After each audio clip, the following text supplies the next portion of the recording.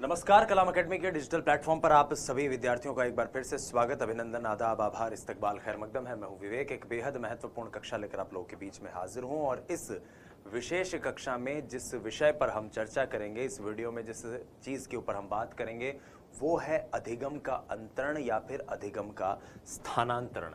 अधिगम अंतरण, इसके लिए एक शब्द इस्तेमाल होता है और कई पुस्तकों में आप इसे अधिगम स्थानांतरण भी पढ़ते हैं। अधिगम अंतरण, अधिगम स्थानांतरण।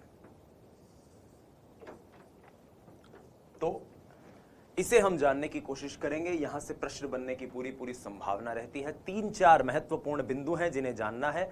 अधिगम के स्थानांतरण के कुछ विशेष सिद्धांत हैं, उन सिद्धांतों को समझना है। तो आइए इस यात्रा को प्रारंभ करते हैं कि क्या होता है अधिगम अंतरण और क्या है अधिगम स्थानांतरण, जिसे हम अंग्रेजी में ट्रांसफर ऑफ लर्निंग कहते हैं। प्रिय साथियों, ऐसा आपने सुना होगा कि अधिगम की जो प्रक्रिया है वो जीवन पर्यंत चलती है। जीवन पर्यंत यानी कि ताउम्र व्यक्ति कुछ ना कुछ सीखता रहता है, लेकिन कई बार ऐसा होता है कि पुराने सीखे हुए का प्रभाव नए सीखे हुए पर पड़ता है।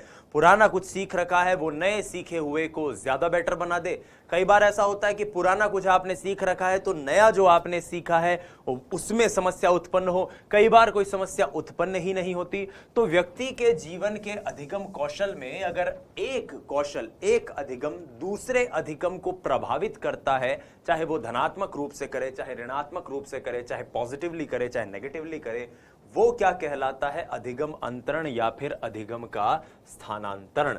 तो लिखना शुरू कीजिए। अधिगम प्रक्रिया में जब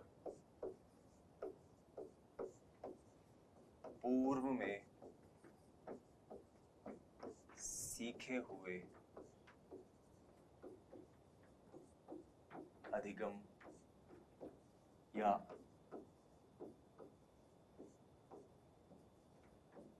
कौशल का प्रभाव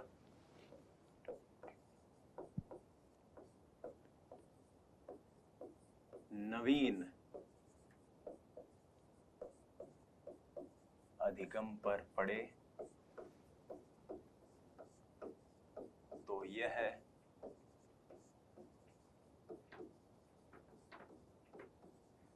अधिगम स्थानांतरण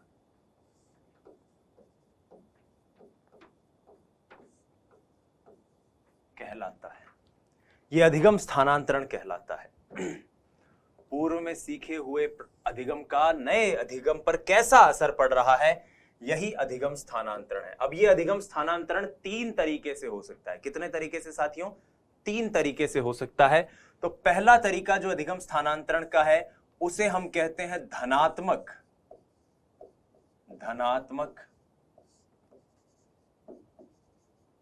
अधिगम अंतरण या स्थानांतरण, कुछ भी कह सकते हैं। अंतरण यानी कि पॉजिटिव ट्रांसफर,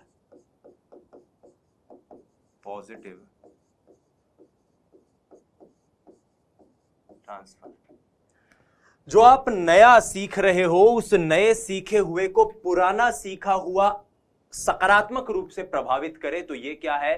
धनात्मक ट्रांसफर। जैसे कि नए सीखने में या नए अधिगम में पुराना अधिगम सहयोग करे। नए सीखने में पुराना अधिगम सहयोग करे। सहयोग कैसे करेगा? कि आपने कुछ नया सीखा है, उस नए सीखे हुए को पुराना हेल्पफुल कर रहा है। जैसे मान लो आप साइकिल चलाना सीख रहे हो या साइकिल चलाना आप सीख गए। अब साइकिल चलानी आपको आती है और कोई आपको कहे कि भाई अब जो स्कूटी चलाएगा तो स्कूटी में क्या है, साइकिल की तरह पेडल भी नहीं मारने, बस बैलेंस करना है जैसे तू साइकिल में करता था। तो साइकिल चलाना मददगार साबित हुआ स्कूटी सीखने में या स्कूटी चलाने में। ठीक है, तो ये एक तरह से क्या है, धनात्मक अधिगम अंतरण है। लेकिन इसका ठीक उल्टा अगर हो, ठीक उल्टा कैसे, यानी कि वो परिस्थिति जब ऋणात्मक अंतरण हो, ऋणात्मक अधिगम अंतरण, नेगेटिव ट्रांसफर,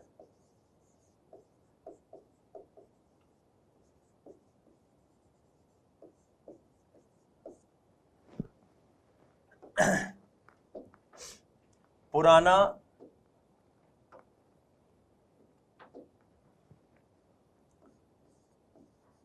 नया सीखने में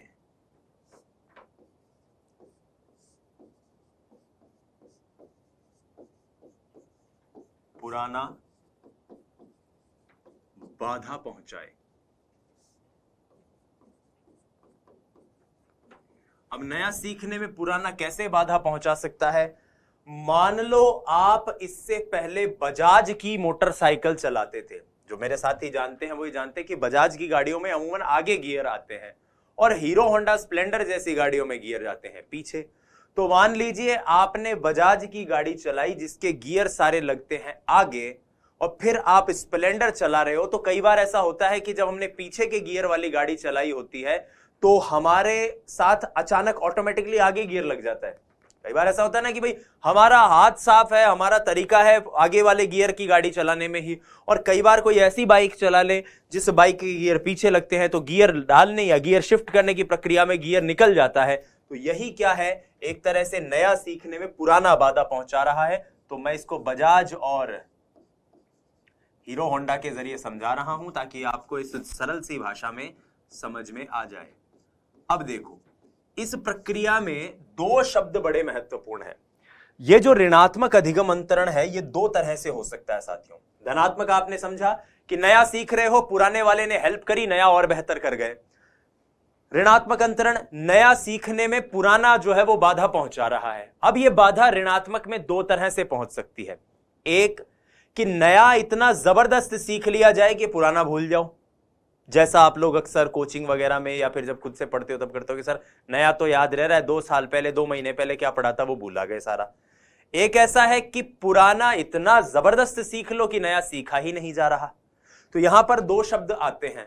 पहला शब्द है आपका पूर्वलक्षी। पूर्वलक्षी, इन शब्दों के साथ ही एक निमोनिक्स है, उसे याद रख लेना। पूर्व मतलब पहले का। तो नया अधिगम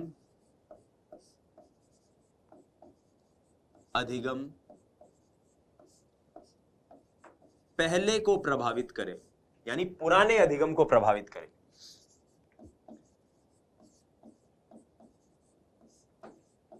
को प्रभावित करे। और एक है प्रतिलक्षी। प्रतिलक्षी का मतलब कि पुराना इतना स्ट्रांग है कि नया सीखा ही नहीं जा रहा। पुराना अधिगम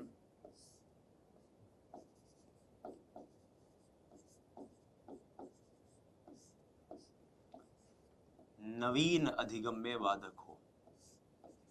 नवीन अधिगम में बाधा पहुंचाए।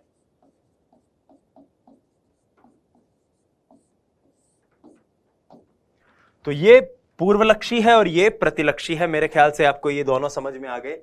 इसके अलावा एक तीसरा अधिगम और स्थानांतरण हो सकता है। अधिगम स्थानांतरण का एक तीसरा प्रकार और हो सकता है जिसको हम कहते हैं जीरो ट्रांसफर, शून्य स्थानांतरण। यानी नए और पुराने अधिगम में कोई ऐसा तारतम्य ही नहीं है, कोई ऐसी सिमिलैरिटी ही नहीं है, कोई ऐसी समानता ही नहीं है जिससे एक दूसरे को अगर मदद पहुंचाए या एक दूसरे को प्रभावित करे या एक दूसरे में बाधा पहुंचाए, एक दूसरे की सहायता करे, वो क्या होगा? जीरो ट्रांसफर या शून्य स्थानांतरण। तो एक तीसरा शब्द और यहां पर महत्वपूर्ण है और वो क्या है? शून्य स्थानांतरण या शून्य अंतरण, कुछ भी कह सकते हैं आप। Zero transfer.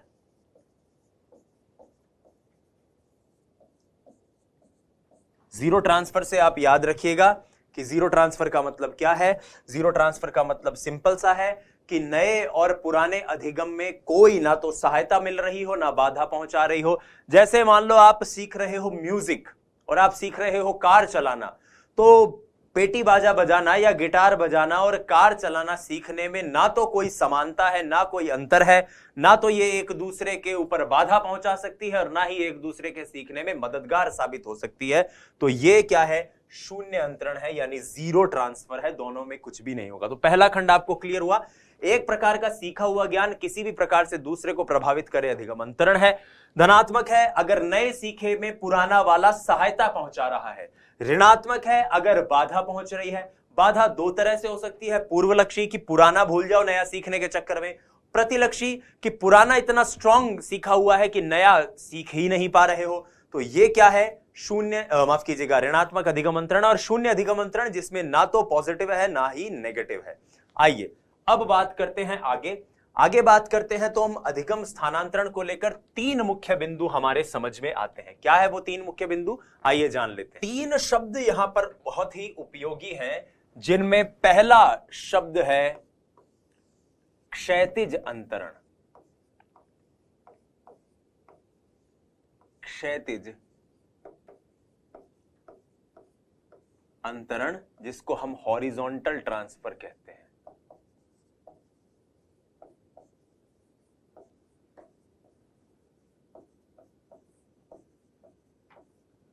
दूसरा शब्द यहां पर आता है ऊर्ध्व अंतरण। ऊर्ध्व अंतरण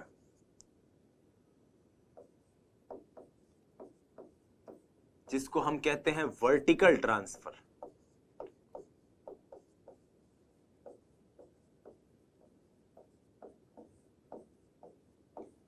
और तीसरा है द्विपार्श्विक अंतरण।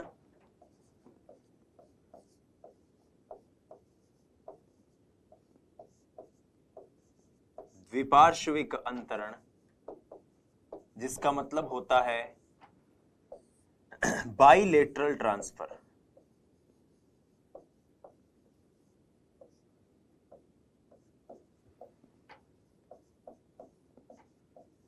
Bilateral transfer. अब ये तीनों क्या है, क्षैतिज अंतरण क्या है, ऊर्ध्व अंतरण क्या है, द्विपार्श्विक अंतरण क्या है, आइए इन तीनों को जानने की कोशिश कर सकते हैं।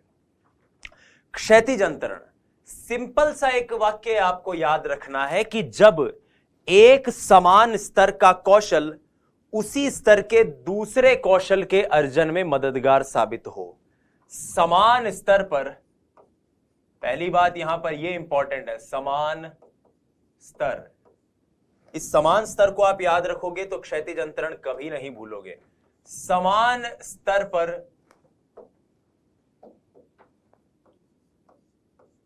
एक अधिगम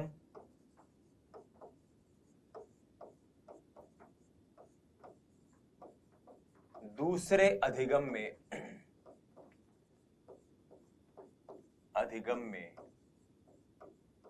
सहायक हो।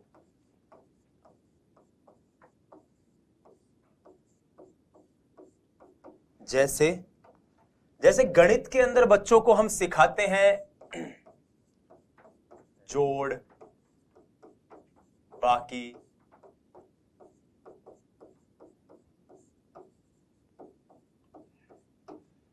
गुणा भाग, ये करीब करीब एक ही अवस्था में बालक के सामने आते हैं। तो अगर जोड़ने का संप्रत्यय उसने समझ लिया तो जाहिर सी बात है ये उसके घटाने के संप्रत्यय में भी मददगार साबित होगा। घटाने का संप्रत्यय, जोड़ने का संप्रत्यय उसने अच्छे सीखा तो हो सकता है वो गुणा का संप्रत्यय अच्छे से सीख पाए। गुणा का संप्रत्यय अच्छे से सीखा तो हो सकता है वो भाग का संप्रत्यय अच्छे से सीख पाए। तो यही क्या है, एक तरह का क्षैतिज अंतरण है। कुछ स्टैंडर्ड रेफरेंस बुक्स क्षैतिज अंतरण में यह भी मानती है कि एक समान शिक्षण स्तर पर बच्चा गणित में कुछ सीख ले। गणित के प्रश्नों को हल करने के लिए मान लीजिए उसने डिफरेंशिएशन सीख लिया, डिफरेंशिएशन सीख लिया एक बालक ने, और ये डिफरेंशिएशन उसकी मदद कर रहा है उसी स्तर के फिजिक्स के सवाल हल करने में। उसी स्तर के फिजिक्स के सवाल हल करने में ये डिफरेंशिएशन उसकी मदद कर रहा है। तो ये क्या है, ये एक तरह का क्षैतिज अंतरण है। ये एक तरह की कौन सी ट्रांसफर ऑफ लर्निंग है, ये हॉरिजॉन्टल ट्रांसफर ऑफ लर्निंग है। मेरे ख्याल से आपको अच्छे से क्लियर हो गया होगा। फिर बात करते हैं ऊर्ध्व अंतरण की, यानी कि वर्टिकल ट्रांसफर की। वर्टिकल ट्रांसफर जिसमें एक स्तर तो समान होता है जिस स्तर पे सीखा जाता है, लेकिन एक स्तर होता है उच्च स्तर का। उच्च स्तर पर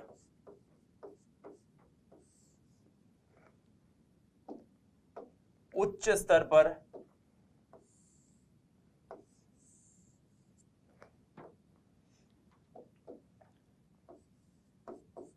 निम्न स्तर का अधिगम सहायक हो। उच्च स्तर पर निम्न स्तर का अधिगम सहायक हो। अब उच्च स्तर पर निम्न स्तर का अधिगम कैसे सहायक हो सकता है? उच्च स्तर पर निम्न स्तर का अधिगम इस प्रकार से सहायक हो सकता है ऊर्ध्व अंतरण में कि मान लीजिए आपने स्कूटर चलाना सीखा है, स्कूटर चलाना सीख लिया, अब आप कार चलाना सीख रहे हैं। तो स्कूटर के चलाने के दौरान मान लिया हमने कि बैलेंस बनाना, स्टार्ट करना, ये सारी चीजें कार में नहीं होंगी, लेकिन स्कूटर चलाने का अनुभव किसी न किसी रूप में कार चलाने में सहायक तो होगा।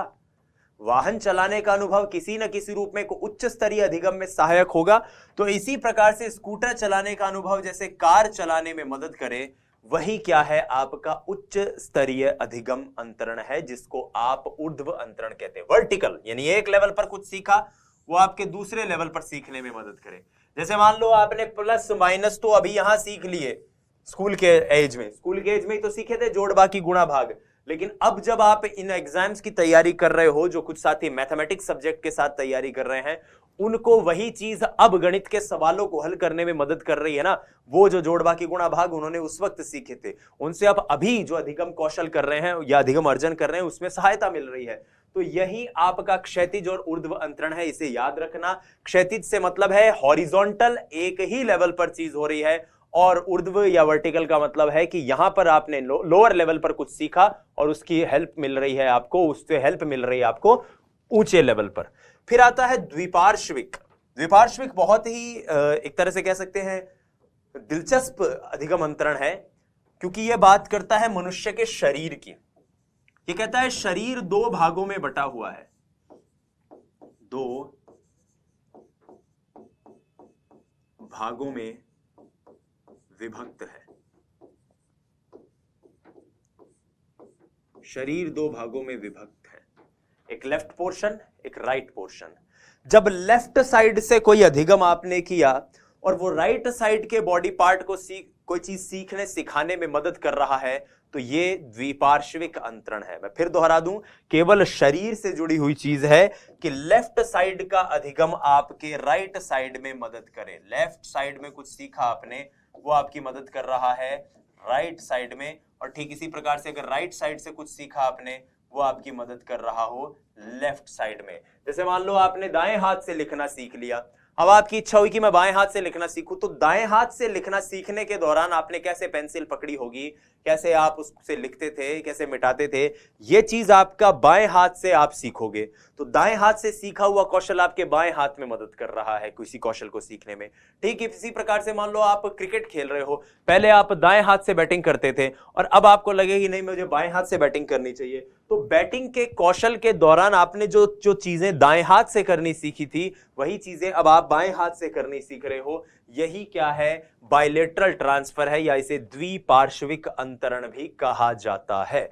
मेरे ख्याल से ये वाला सेक्शन, ये वाला पॉइंट भी आपको बहुत अच्छे से क्लियर हो गया होगा। आइए आगे बढ़ते हैं। अब अधिगम अंतरण के प्रभाव में दो और प्रमुख अंतरण हैं जिन्हें हमें जानना है। इसकी बात एनसीईआरटी में भी कही गई है, इसलिए बहुत ज्यादा महत्वपूर्ण हो जाता है। तो अधिगम अंतरण के प्रभाव में हम दो प्रकार के अधिगम अंतरण पढ़ते हैं। एक तो है विशिष्ट अधिगम अंतरण, विशिष्ट अधिगम अंतरण,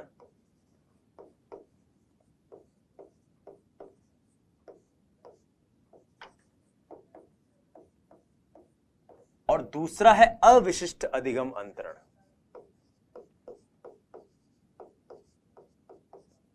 अविशिष्ट अधिगम अंतरण। इस कक्षा की शुरुआत में हमने जिन 3 प्रकार के अधिगम अंतरण को समझा था, कौन कौन से? धनात्मक, ऋणात्मक और शून्य। ये तीनों विशिष्ट अधिगम अंतरण के अंतर्गत आते हैं कि एक प्रकार का अधिगम एक स्पेसिफिकली दूसरे अधिगम को या तो सकारात्मक रूप से प्रभावित कर सकता है या नकारात्मक रूप से प्रभावित कर सकता है, या फिर उसको शून्य, उस पर प्रभाव उत्पन्न ही ना करे। लेकिन एक और अधिगम अंतरण है जिसको अविशिष्ट अधिगम अंतरण कहते हैं, जिसके अंतर्गत वो दूसरे कार्य को प्रभावित तो नहीं करता, यानी कि उसको जल्दी, माफ कीजिएगा, उसको ऐसा तो नहीं है कि उसको सीखने में ये वाला मददगार साबित हो, लेकिन ऐसा जरूर होता है कि उसको सीखने में, नए अधिगम को सीखने में पुराना अधिगम रास्तों को थोड़ा सा और सरल जरूर बना देता है। अब आप कह रहे हो कि सर ये क्या कहा आपने, हमारे समझ में नहीं आया, तो ध्यान से देखिए, मैं लिखने जा रहा हूं कि अविशिष्ट अधिगम अंतरण में जब पूर्व अधिगम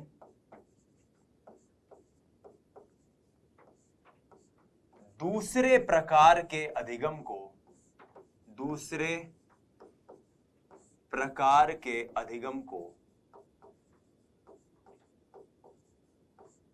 सुगम्य बना दे, सुगम्य बना दे।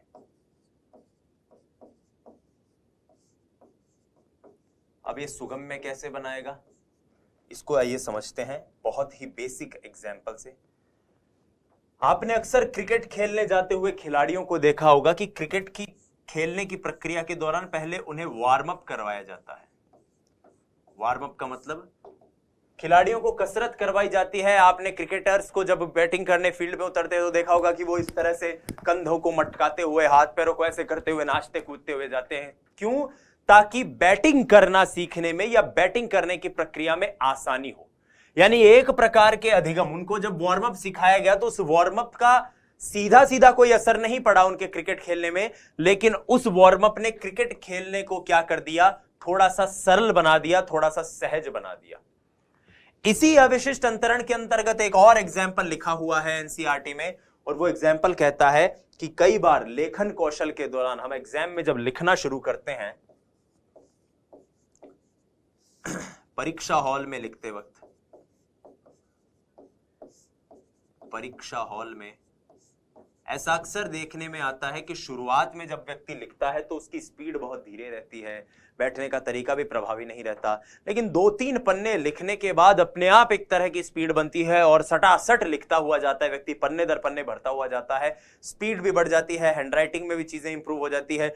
तो ये क्या है? ये परीक्षा हॉल में जिस प्रकार से व्यक्ति लिखना शुरू करता है, या प्रश्न पत्रों का जो लिखना है, वो भी एक प्रकार का अविशिष्ट अंतरण ही है, जहां पर एक प्रकार से आपने कुछ भी सीखा, एक प्रकार का अधिगम जो आपने किया, उस अधिगम ने उसी प्रकार की चीजों को सीखने में एक तरह से आपकी मदद करी, एक तरह से आपकी सहायता करी, और यही क्या है? अविशिष्ट अधिगम अंतरण है। पूर्व अधिगम दूसरे प्रकार के अधिगम को और सुगम्य जहां पर बना दे। तो यहां पर हमने 3 चीजें अब तक डिस्कस कर ली हैं। पहले हमने धनात्मक, ऋणात्मक और शून्य को डिस्कस किया कि किस प्रकार से पॉजिटिवली ट्रांसफर होती है चीजें, नेगेटिवली ट्रांसफर होती है और ट्रांसफर ही नहीं होती। फिर हमने बात करी क्षैतिज अंतरण की, जहां एक ही लेवल पर कोई चीज सीखी हुई उसी लेवल पर दूसरी चीज को हेल्प करे। फिर हमने वर्टिकल की बात करी कि एक लेवल पर कुछ सीखा, उसने दूसरे लेवल पर काम किया।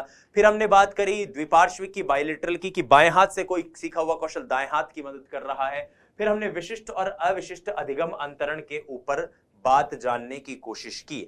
अब जो हम पढ़ने जा रहे हैं वो है अधिगम का स्थानांतरण के अंतर्गत जितने भी सिद्धांत हैं, कुल 5-6 सिद्धांत हैं जिनके नाम आपको याद करने हैं। जिन सिद्धांतों के साथ उनके प्रतिपादकों के नाम है, वो प्रतिपादकों के नाम भी आपको याद करने हैं। तो आइए अब अधिगम के सिद्धांत, स्थानांतरण के सिद्धांत जो हैं उनकी चर्चा करते हैं। तो लिखते हैं अधिगम, अधिगम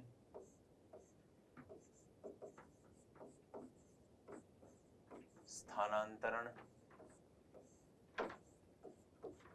के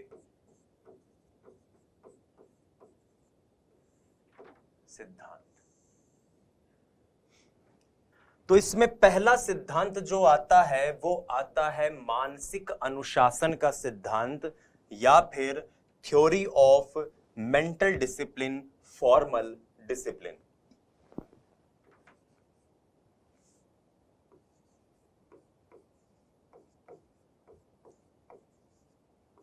मानसिक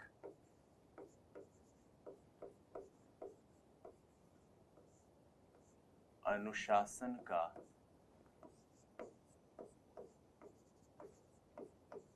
सिद्धांत, थ्योरी ऑफ फॉर्मल डिसिप्लिन या मेंटल डिसिप्लिन, कुछ भी कह सकते हो आप इसे। अब वर्तमान की परिप्रेक्ष्य में मैं बात करूं तो यह सिद्धांत प्रभावी नहीं है। इस सिद्धांत का खंडन कर दिया गया है। क्यों खंडन किया गया है? क्योंकि यह सिद्धांत कहता है कि अधिगम अपने आप होता है। अधिगम स्वतः होता है। यह सिद्धांत कहता है कि अधिगम अपने आप होता है, नंबर एक।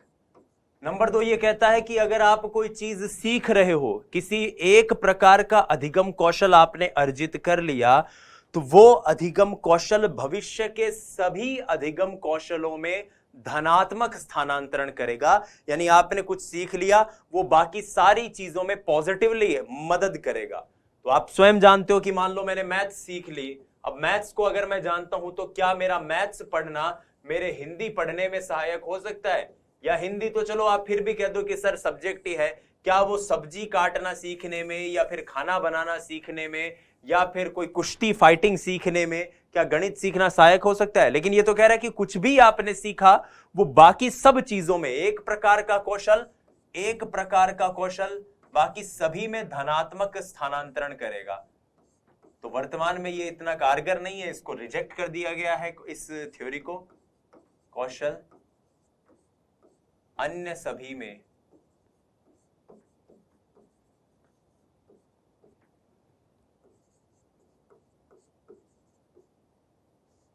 धनात्मक स्थानांतरण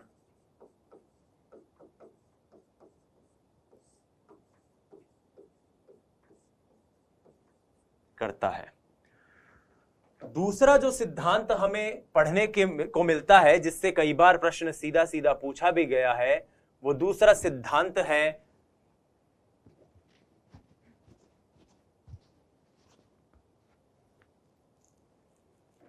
समान तत्वों का सिद्धांत या समान अवयव का सिद्धांत या फिर अनुरूप तत्वों का सिद्धांत। समान अवयव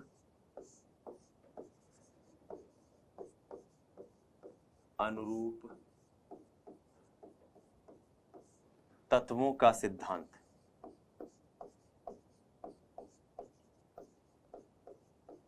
अब ये समान अवयव का सिद्धांत या फिर अनुरूप तत्वों का सिद्धांत क्या है? इसको कहते हैं theory of identical elements.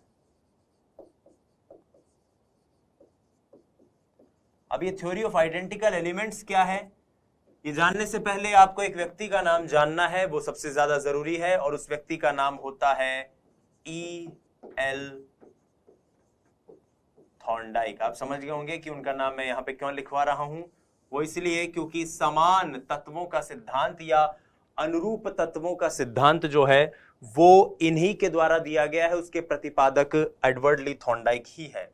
Edward Thorndike कहते हैं कि दो प्रकार के अधिगमों के बीच में जितनी सादृश्यता होगी, सादृश्यता यानी कि एनालॉजी जितनी होगी, समान या फिर एक जैसे आइडेंटिकल एलिमेंट्स जितने होंगे, उतना ही उन्हें सीखने में मदद होगी। सादृश्यता यानी कि एनालॉजी। आपको याद हो तो मैं एक बार दोहरा देता हूं, जब हमने थॉर्नडाइक के गौण नियम पढ़े थे, उन गौण नियमों में मैंने स्पेसिफिकली इस बात की चर्चा की थी कि सादृश्यता द्वारा अनुक्रिया का अधिगम गौण नियम जो एडवर्ड थॉर्नडाइक बताते हैं वो कुछ और नहीं है बल्कि एक तरह से कह सकते हैं कि उनके द्वारा दिया गया अधिगम स्थानांतरण का सिद्धांत ही है। याद है आपको, तो मैंने कहा था तो जितने दो अधिगमों में जितने आइडेंटिकल एलिमेंट्स होंगे, समान तत्वों की संख्या जितनी होगी, दो अधिगम में समान तत्वों की संख्या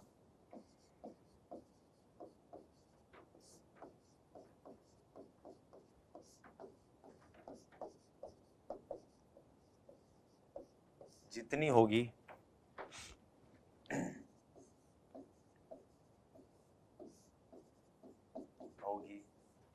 अधिगम अंतरण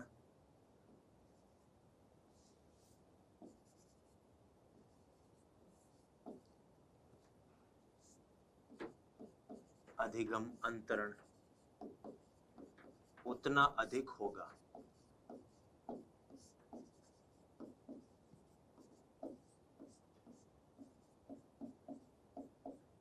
अब इस प्रक्रिया में आप ऐसे समझ सकते हो कि कोई व्यक्ति कार चलाना सीख रहा है। अब कार चलाने सीखने से अगर वो भविष्य में ट्रक चलाए या बस चलाए तो कार चलाना सीखने की प्रक्रिया में जितने आइडेंटिकल एलिमेंट्स हैं, जितने समरूप तत्व हैं, जितने समान तत्व हैं, उन तत्वों ने उसकी ज्यादा मदद की ना। वो जब बस चलाने गया या ट्रक चलाने गया उसमें यही समान तत्व का या समान अवयव का या अनुरूप तत्व का सिद्धांत है, थ्योरी ऑफ आइडेंटिकल एलिमेंट्स है, जिसकी बात एडवर्ड ली थॉर्नडाइक करते हैं। इसके बाद तीसरा सिद्धांत जो आता है वो आता है सामान्यीकरण का सिद्धांत, जिसको थ्योरी ऑफ जनरलाइजेशन भी कहते हैं। तीसरा क्या है?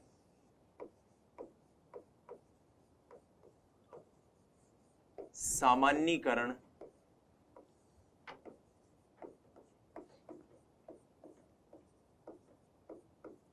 सिद्धांत,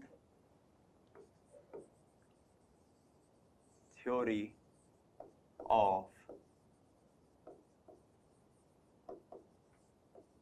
जनरलाइजेशन। थ्योरी ऑफ जनरलाइजेशन की बात, सामान्यीकरण के सिद्धांत की बात करने वाले जो मनोवैज्ञानिक हैं उनका नाम होता है चार्ल्स जड। चार्ल्स जड इस मनोविज्ञान के अधिगम अंतरण के सिद्धांत के प्रतिपादक हैं।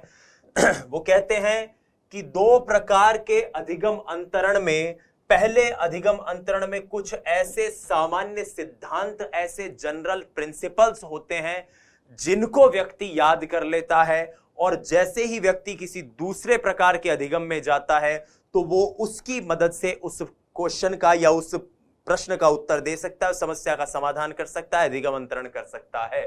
तो आप ऐसे समझिए कि सीखने की प्रक्रिया में, अधिगम की प्रक्रिया में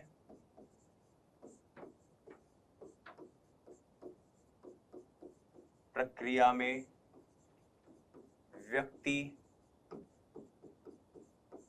कुछ सामान्य सिद्धांतों को सीख लेता है,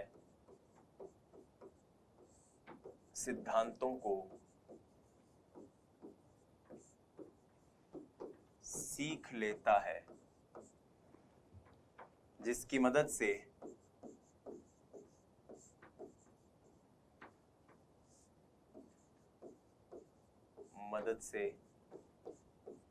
एक अधिगम से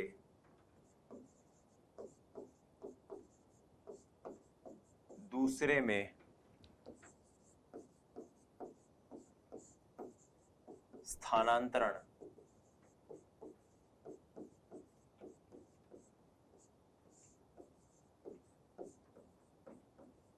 कर पाता है।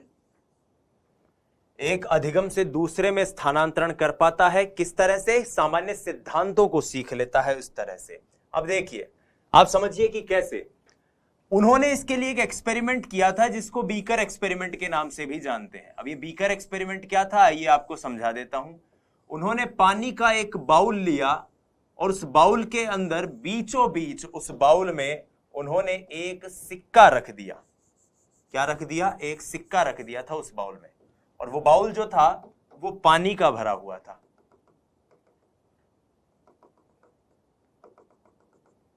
वो बाउल पानी का भरा हुआ था, उसमें बीचों बीच कहीं सिक्का था, और उन्होंने अपने स्टूडेंट्स से कहा कि तुम्हें यहां से एक निशाना बनाना है और सीधा इस सिक्के को किसी पत्थर से या किसी कंकर से हिट करना है, उसे मारना है या उसके ऊपर चोट पहुंचानी है।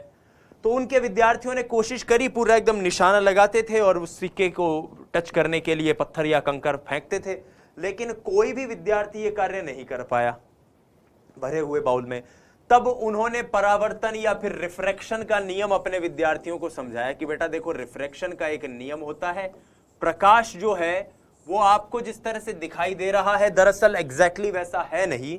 प्रकाश किसी भी एक मीडियम से दूसरे मीडियम में जाता है तो उसकी गति बदल जाती है, या फिर किसी भी वस्तु को भी जब आप एक मीडियम से दूसरे मीडियम में जाओगे, पेनिट्रेट कराओगे, तो उसकी गति भी बदल जाएगी। इस प्रकार से भौतिक विज्ञान का एक सरल सा नियम उन्होंने समझाया और कहा भी इस नियम की मदद से तुम कोशिश करो इस बाउल को या इस बीकर को हिट करने की। और जब उनके विद्यार्थियों ने उस बाउल की, उस नियम की मदद से जब उसे हिट करने की कोशिश करी, तो सभी के सभी विद्यार्थी सफलतापूर्वक इस कार्य को कर पाए। और यहां से चार्ल्स जड ने इस सामान्यीकरण का सिद्धांत दिया।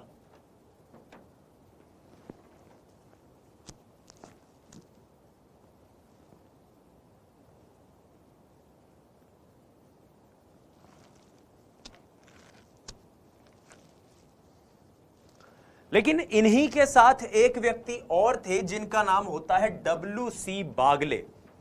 W.C. बागले, उन्होंने कहा भाई सामान्यीकरण या सिद्धांतों के जनरल प्रिंसिपल को सीखना तो ठीक है, लेकिन इन सामान्य सिद्धांतों के साथ यदि आदर्शों को मिश्रित कर दिया जाए तो अधिगम और शीघ्र हो सकता है। तो उन्होंने दिया थ्योरी ऑफ आइडियल्स, यानी कि आदर्शों का सिद्धांत। लिखना शुरू कीजिए आप, थ्योरी ऑफ आइडियल्स, आदर्शों का सिद्धांत।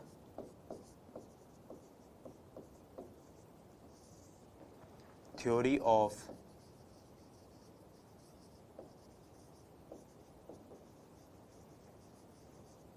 आइडियल्स।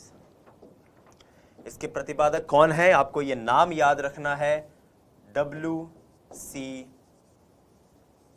बागले। बागले साहब ने क्या कहा कि यदि आपने सिद्धांतों में जनरल सामान्य प्रिंसिपल, सामान्य नियमों के स्थानांतरण की बात करी, लेकिन नियम तो होते ही हैं, नियमों के साथ साथ जो चीज स्थानांतरित होती है वो है आदर्श और मूल्य। आदर्श, मूल्य के स्थानांतरण द्वारा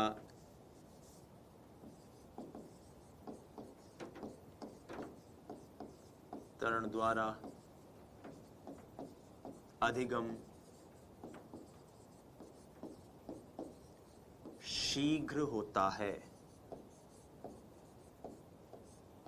शीघ्र होता है, ये बात W.C. बागले साहब ने कही अधिगम के स्थानांतरण के सिद्धांतों में। छठा स्थान, माफ कीजिएगा, पांचवा जो सिद्धांत इसमें हम पढ़ते हैं वो है आरोपण का सिद्धांत। आरोपण का सिद्धांत, और ये सिद्धांत आपको याद हो तो जब मैंने गेस्टाल्टवाद आपको बताया था तब भी मैंने कहा था कि आरोपण का सिद्धांत कुछ और नहीं है, सूझ का एक परिस्थिति से दूसरी परिस्थिति में स्थानांतरण ही है। आपको याद हो कोहलर के एक्सपेरिमेंट में हमने पढ़ा था। तो यहां पर गेस्टाल्टवादियों का सिद्धांत प्रमुखतः है हमारे सामने आता है, जिसका नाम है पक्षांतर का सिद्धांत या आरोपण का सिद्धांत। पक्षांतर का सिद्धांत या आरोपण का सिद्धांत। पक्षांतर का सिद्धांत, ये सारी चीजें आपको नोट्स में लिखी हुई मिलेंगी।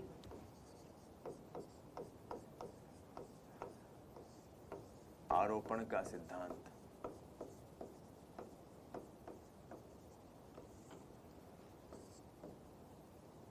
थ्योरी ऑफ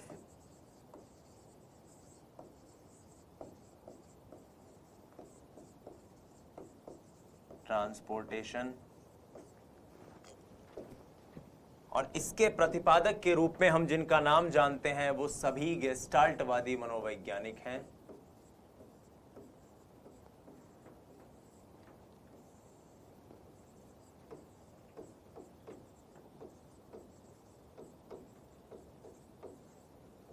इस सिद्धांत में कुछ भी अलग नहीं है, हमने पढ़ रखा है वही चीज है कि एक परिस्थिति में विकसित हुई सूझ एक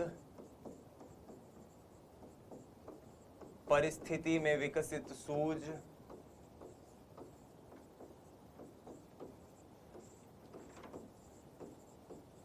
दूसरी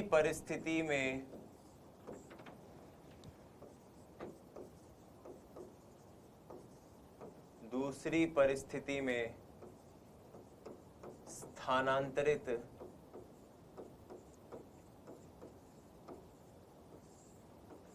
की जा सकती है। फिर यहां पर दो और सिद्धांत बचते हैं। एक सिद्धांत बचता है जिसके बारे में हम कहते हैं सीखना सीखने का सिद्धांत। सीखना सीखने का सिद्धांत।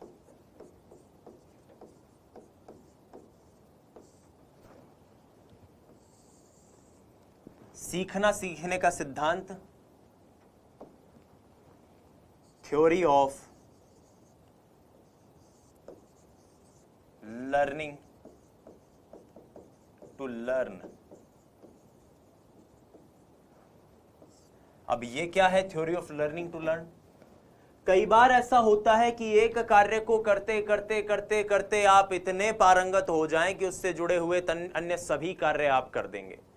जैसे अक्सर मोटरसाइकिल के जो मैकेनिक होते हैं वो कहते हैं कि साहब मैंने एक ही बाइक को इतना सुधारा है, डिस्कवर ले लो, स्प्लेंडर ले लो, कुछ भी ले लो, स्प्लेंडर बाइक के ऊपर इतना काम किया है कि आप अब चाहे दुनिया की कोई मोटरसाइकिल ले आओ मैं उसको सुधार सकता हूं। अक्सर कई बार इस तरह के लोग, ये मैकेनिक्स वगैरह इस तरह के स्टेटमेंट देते हैं। तो वो क्या है कि एक प्रकार के अधिगम में आप इतने पारंगत हो जाएं कि अन्य सभी प्रकार का अधिगम आप उसके जरिए कर पाएं।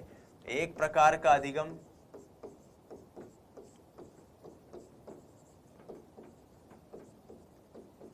और आपकी मदद किस में कर रहा है? अन्य सभी प्रकार के अधिगम में, उससे मिलते जुलते। नहीं तो वो मेंटल सेट वाला हो जाएगा ना, अगर ये उससे मिलता जुलता नहीं हो तो आप कह सकते हो कि साहब ये तो एक प्रकार का अधिगम अन्य सभी प्रकार के में हेल्प कर रहा, तो ये तो पहला वाला सिद्धांत ही हो गया। पहला वाला सिद्धांत नहीं है, ये ध्यान रखिएगा कि एक प्रकार का अधिगम अन्य सभी प्रकार के अधिगम में सहायक हो और वो उससे मिलते जुलते। तभी तो मैंने मैकेनिक वाला एग्जांपल दिया। वैसे थोड़ी कि साहब मैं गाड़ी ठीक कर सकता हूं तो अब आप बोलो आप ये मार्कर मेरे को दो, मैं साइकोलॉजी भी पढ़ा सकता हूं, वो नहीं होगा, वो एक अलग चीज है। वहां तो दोनों में कोई अंतर ही नहीं है। लेकिन यहां पर क्या है, उसी से मिलते जुलते अगर कोई अन्य कार्य उसके सामने आए तो वो जरूर उन्हें कर लेगा। उसने अपने काम में इतनी प्रोफिशिएंसी हासिल कर ली है। एक और सिद्धांत जिसको हम अधिगम अंतरण के सिद्धांत के अंतर्गत ही कई बार पढ़ते हैं, वैसे अधिगम अंतरण कहना उसके लिए ज्यादा सही शब्द नहीं होगा, वो सिद्धांत है टू फैक्टर थ्योरी, जिसको हम पढ़ते हैं बुद्धि के अंतर्गत।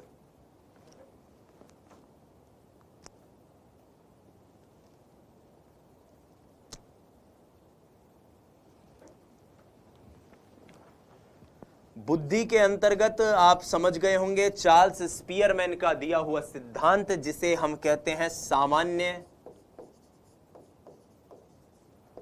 एवं विशिष्ट अंतरण का सिद्धांत।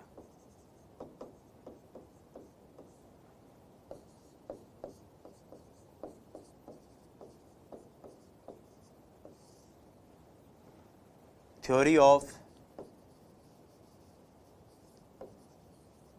G and S factor. तो theory of G and S factor कौन है इसके प्रतिपादक? इसके प्रतिपादक हैं चार्ल्स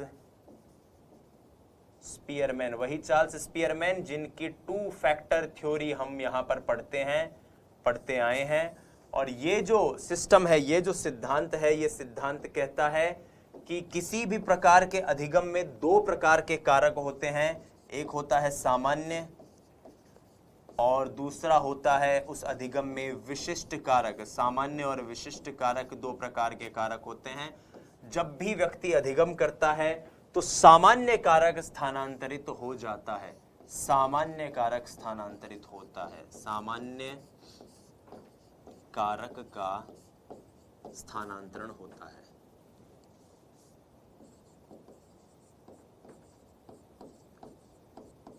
सामान्य कारक का स्थानांतरण होता है, विशिष्ट कारक का स्थानांतरण नहीं होता। वो जो सामान्य एलिमेंट है, वो जो सामान्य योग्यताएं हैं, वही स्थानांतरित होती हैं। तो यहां पर हमने अधिगम के सिद्धांत, माफ कीजिएगा, अधिगम के स्थानांतरण के जो सिद्धांत हैं उनको जानने की कोशिश करी। ये वो तमाम सिद्धांत हैं अधिगम स्थानांतरण के जिनके बारे में हमने इस कक्षा में डिस्कशन किया। आइए एक एक करके सबको समझ लेते हैं। सबसे पहले, अधिगम प्रक्रिया में पूर्व में सीखा हुआ ज्ञान नए सीखे हुए पर असर डाले। धनात्मक यानी कि पॉजिटिव, ऋणात्मक यानी नेगेटिव, शून्य मतलब कोई असर नहीं। पूर्वलक्षी, नया अधिगम पहले अधिगम को या पुराने अधिगम को प्रभावित करे। प्रतिलक्षी, पुराना अधिगम नए अधिगम को ना सीखने दे। उसके बाद हमने 36 देखा, जब समान लेवल पर एक ही चीज दूसरे चीज को फायदा पहुंचा रही है। ऊर्ध्व मतलब नीचे के लेवल पर आपने कुछ सीखा और ऊपर के लेवल पर वो मदद पहुंचा रही है। द्विपार्श्विक, लेफ्ट से कुछ सीखा वो राइट को मदद पहुंचा रही है, राइट से कुछ सीखा वो लेफ्ट को सीखने में मदद पहुंचा रही है। विशिष्ट अधिगम अंतरण में धनात्मक, ऋणात्मक और शून्य तीनों होते हैं, लेकिन अविशिष्ट पूर्व अधिगम को इस प्रकार से तैयार करता है कि पूर्व अधिगम दूसरे प्रकार के अन्य अधिगम को सरल बना देता है, सुगम्य बना देता है, सहज बना देता है। फिर हमने अधिगम के स्थानांतरण के सिद्धांत देखे, मानसिक अनुशासन, समान अवयव का सिद्धांत, उसके बाद सामान्यीकरण जिसके प्रतिपादक चार्ल्स जड़ हैं, आदर्शों का सिद्धांत WC बागले द्वारा दिया गया है, पक्षांतर का सिद्धांत या आरोपण का सिद्धांत गेस्टाल्टवादियों का है, सीखना सीखने का सिद्धांत एक प्रकार का अधिगम दूसरे उसी प्रकार के सामान्य अधिगमों को सीखने में मददगार हो, और सामान्य एवं विशिष्ट अंतरण का सिद्धांत की चार्ल्स स्पीयरमैन ने जिसकी बात कही है। बहरहाल साथियों, बहुत बहुत धन्यवाद आप लोगों ने इस वीडियो को देखा। धन्यवाद, जय हिंद, वंदे मातरम। स्वस्थ रहिए, मस्त रहिए, अपनी तैयारी में व्यस्त रहिए। नमस्कार।